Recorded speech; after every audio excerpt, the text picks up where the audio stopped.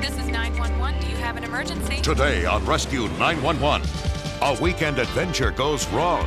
He's in. Go get help. A hardcore hang glider takes a plunge in icy, shark-infested waters. I didn't know if he was going to survive. Watch as a Marine rescue unit risks life and limb to save another.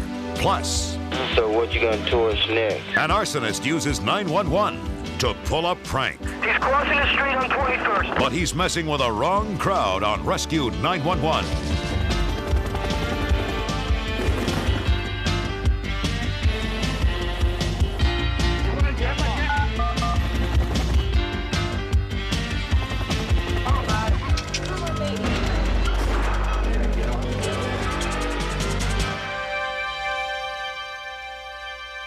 We begin 25 miles outside of Lincoln City along the coast of Oregon late in the afternoon of October 23rd, 1988. In the wintertime, it's real cold. Our ocean is very cold here. You lose body temperature 5 times faster in cold water than you do in, say, cold air like up in the snow. Predicted survival time can be as little as 10 or 15 minutes for those who struggle and try to swim to shore. The more you swim, the faster you will die. Despite the dangerous waters, onshore winds and cliffside updrafts made Cape Kiwanda an ideal spot for hang gliders like Steve Scott. I just ran into him after quite a few years in Portland. He asked me if I wanted to try some hang gliding. I said, yeah. So we came down here for a month, and he's showing me hang gliding.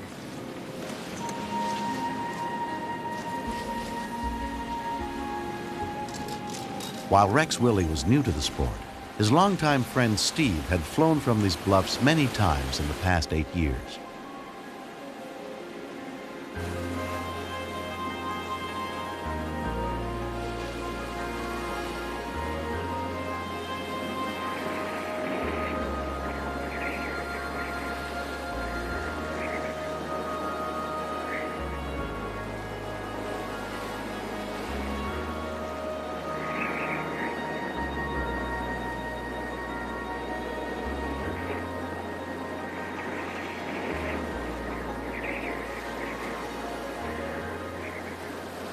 Steve was crabbing back and forth along the ridges, and that's where your most powerful wind is. And you can just float there forever until you want to come down.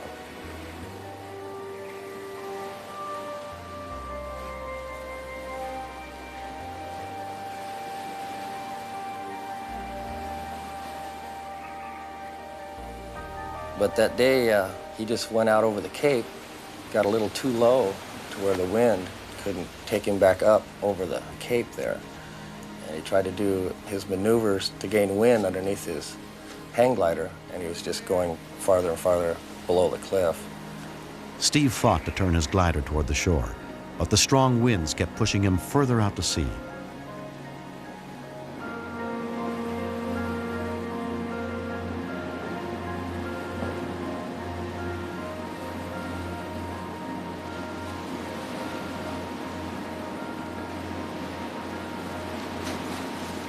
He's in. Go get help. We need some help out here. When he went in the water, that was the scariest. Now what do I do? I didn't know if he was going to survive. I mean, that's a friend I've known for years.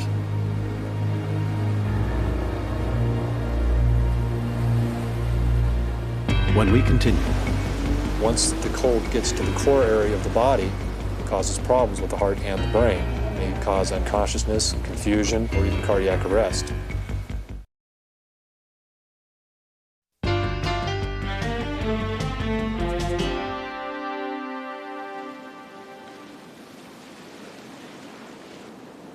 Nestucca Fire Chief Jim Clausen happened to be in the area. I was driving down Cape Kiwanda Drive, and as I was driving down, there was a pickup truck driving the opposite direction that apparently recognized my vehicle. Recognized the lights, and he flagged me down. When I stopped, the gentleman in there told me a hang glider had just gone down in the ocean about a quarter mile off the Cape. Okay. We'll take care of it, thanks. 800, 8150. 8150.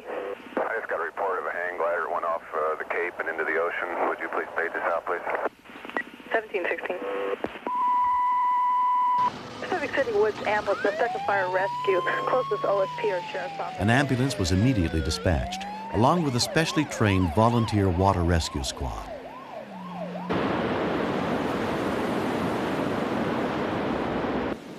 Steve was stranded 3/4 of a mile out to sea. In the chilly water without a wetsuit, his body temperature began to plunge rapidly.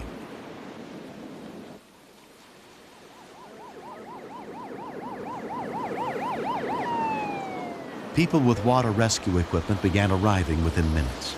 It's not a regular jet ski. We have what's called a wedge that wraps around it. It's a flotation device that causes the jet ski to act a little bit more like a boat. Barbara Riedesel was one of the first members of the Nescowan Volunteer Surf Rescue Squad on the scene. Jim was already there, ready to go. And he said, "Who's going?" I said, "Well, I am."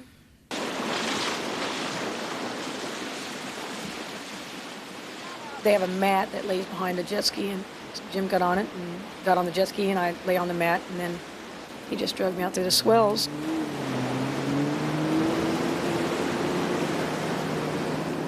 We had never actually performed an actual rescue with this equipment. And possibly, instead of going out rescuing one person, there may end up being other people having to come out and rescue 3 of us. Spotters along the shore used flags to direct the jet ski to the hang glider.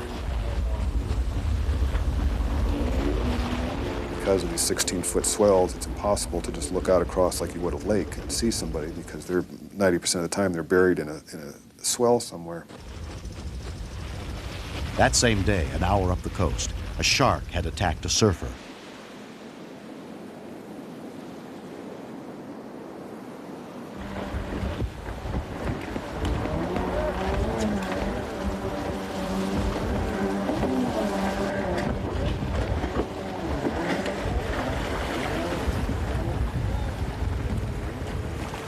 I swam to him and I started talking to him to see if he could relate to me at all. Well, he couldn't talk real well. He was that cold. So I just took my life jacket off and put it on him, told him what I was doing, who I was, and made him repeat things to me. She was basically holding on to the jet ski with one hand and holding on to Steve with the other, because he was unable to do anything. And we took off and attempted to head into shore. But it turned out that the jet ski was not capable of pulling 3 people. It had the power to do 2, okay, but we couldn't pull 3. So we turned around, headed back out to where the hang glider was left in the ocean. And Barb and I had a real brief discussion that only 2 of us were going to be able to make it in. Obviously, Steve would have to be one of those people, and that one of us would have to wait there with the hang glider while we took him in. Barbara, the stronger swimmer, volunteered to stay behind. I had a little feeling of panic about that point, because I suddenly realized that if I were to do anything wrong, swamp the jet ski or whatever, that both Steve's life and now Barbara's life depended on my actions from that point to shore.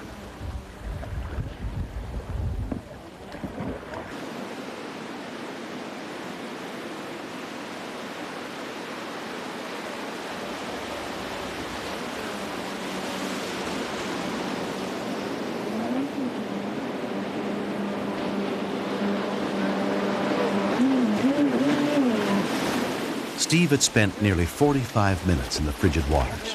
Paramedic Dennis Knudsen assessed his condition at the scene. He was conscious, but just barely conscious, which would indicate his core temperature was probably significantly dropped, and his brain was being affected by the cold also. Once the cold gets to the core area of the body, it causes problems with the heart and the brain. May cause unconsciousness, confusion, heart arrhythmias, or even cardiac arrest.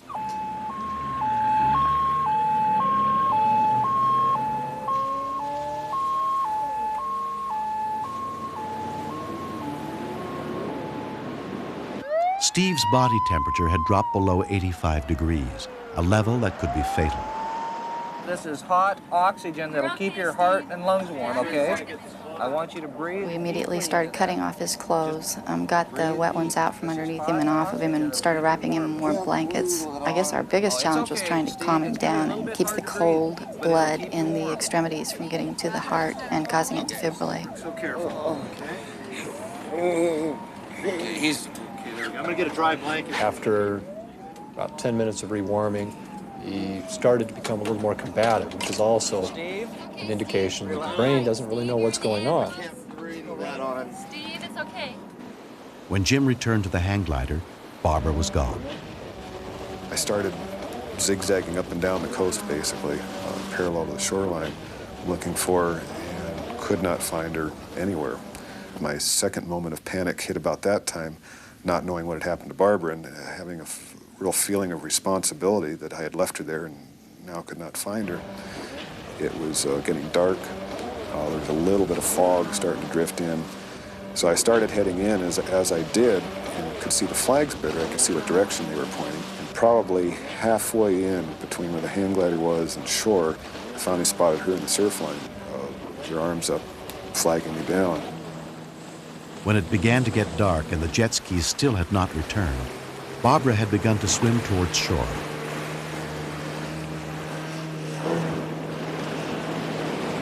Steve was admitted to North Lincoln Hospital under the care of Dr. Erling Oxenholt. I was concerned because the report was his inside body temperature was 85 degrees. In the past, the majority of those kind of patients have died. We have a hypothermia card available at all times. We had our team there with our respiratory therapist to give him hot oxygen. Okay, let's raise that a little bit. Then we placed 2 large tubes into his abdominal cavity with warm solutions at about 110 degrees.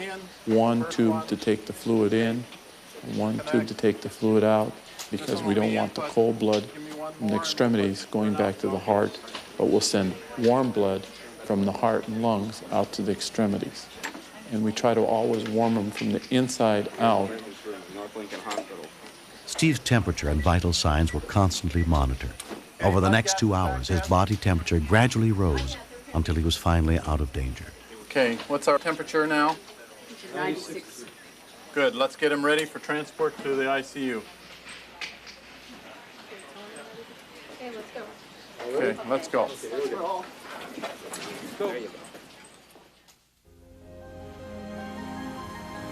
2 years later, Steve Scott has completely recovered, but he still holds a special place in his heart for the people who came to rescue him. Barbara Riesel was there floating in the water, and I said, "Son of a gun, I'm gonna live."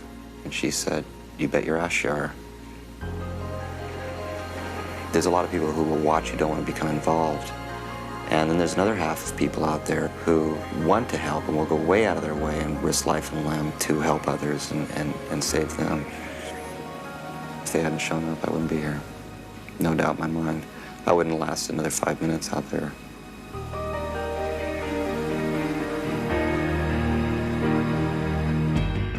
Next. He said he was going to set another fire the next night. Suspect is on the ground. He's running northbound.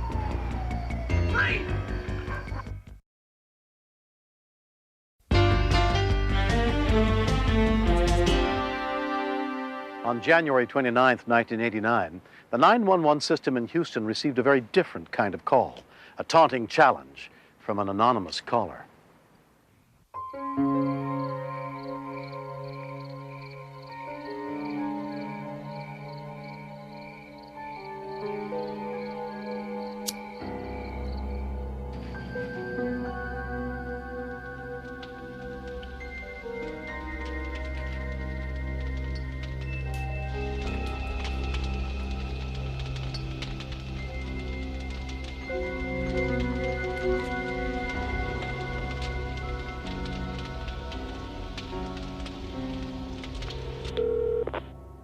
Houston 911, what is your emergency? Yeah, this is a dispatch. We got a house fire, 16 North Main.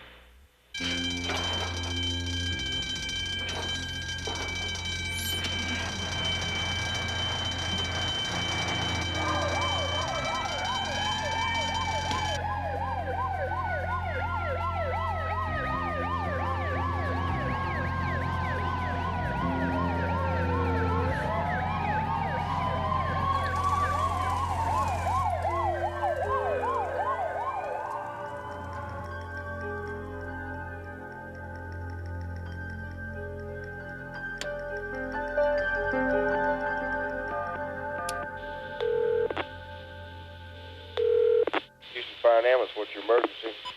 1619, the fire. What about it? Yeah, when you find out, it'll be in the closet where it started at. How you know? I started it. You started it? Yeah. I don't believe that. Huh?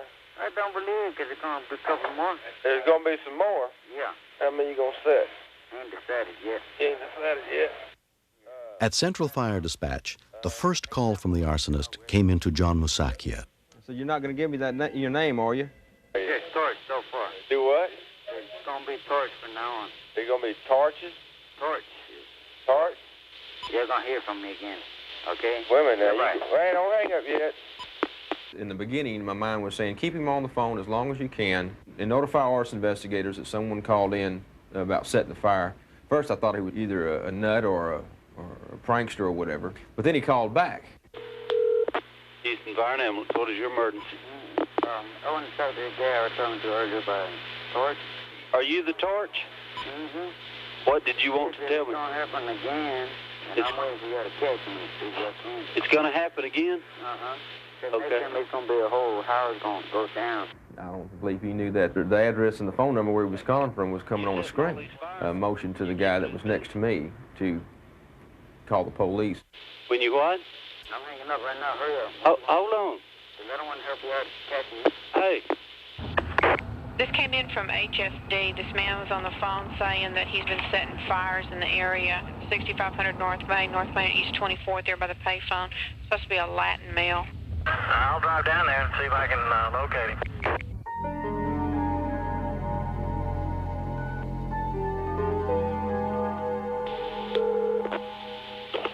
Houston Fire and Ambulance, what is your emergency? This is that torch I called earlier. Uh-huh. What did you torch earlier? Torch a house earlier. Why did you do that? For the it. You just For like, the hell of it, you know? Oh, you just like doing it? By the time the third call came in, all the dispatchers had been warned about the arsonist. His location was immediately passed to Chief Larry Smith, who alerted the police. This guy that called to set the house on fire. He's calling from 5824 North Main, and we got him on the phone right now. He's calling in on 911. 5824 North Main? Yeah. Dispatcher Kenneth Bankhead tried to keep the arsonist on the line long enough for the police to get to him. So what you gonna torch next? He said he was going to set another fire the next night. He sounded like he really enjoyed setting fires and seeing whatever he set on fire burn. It's like he was getting kicks out of it. What you gonna torch next? I told him I'll tell him later on. Well, what you gonna set on next, man? So hey, I want to shake, rattle, and roll with you too, on man. the other side of town. On the other side of town? Yeah. Just stand by them. When I was notified by our dispatcher that the man claiming to have started the fire was at a telephone booth, we pulled into that gas station, and sure enough, he was on the phone. Adam 31, he's going to be a Latin American male. He's got a blue jacket or blue windbreaker type jacket, kind of white t-shirt, blue jeans. That's going to be Latin male, blue jacket, white t-shirt, blue jeans. What you gonna set on fire tomorrow? Hey, I want to be looking out for it. Hello? He just hung up. Hold it! Suspect is on the ground. He's running northbound through the yards from this location.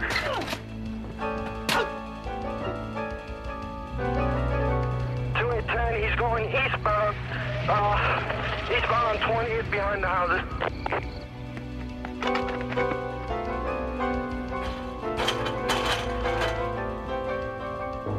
He's running northbound. He just jumped the fence. He's crossing the street on 21st.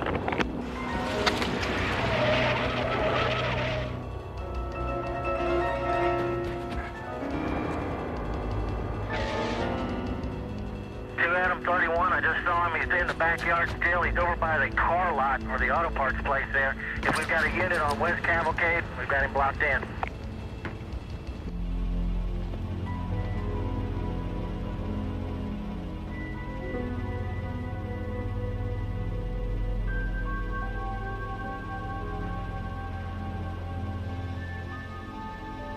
He's in the lot. Fire! Cavalcade. Cavalcade. Stay on Cavalcade side. He hasn't gone through the block yet.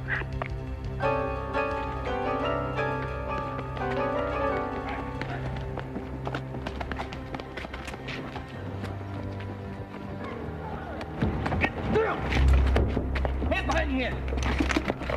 Settle down. Here we go. Here we go. 2M12, we got him in custody. That's clear. Suspect in custody, 0400 hours, 23 minutes. Good job, gentlemen. I was just happy that I was able to keep him on the line long enough in order to have the proper authorities to make it to that location in order to apprehend him so he wouldn't go out and hurt someone. The man arrested that night confessed to starting the fire. He pleaded guilty to arson and was sentenced to 2 years.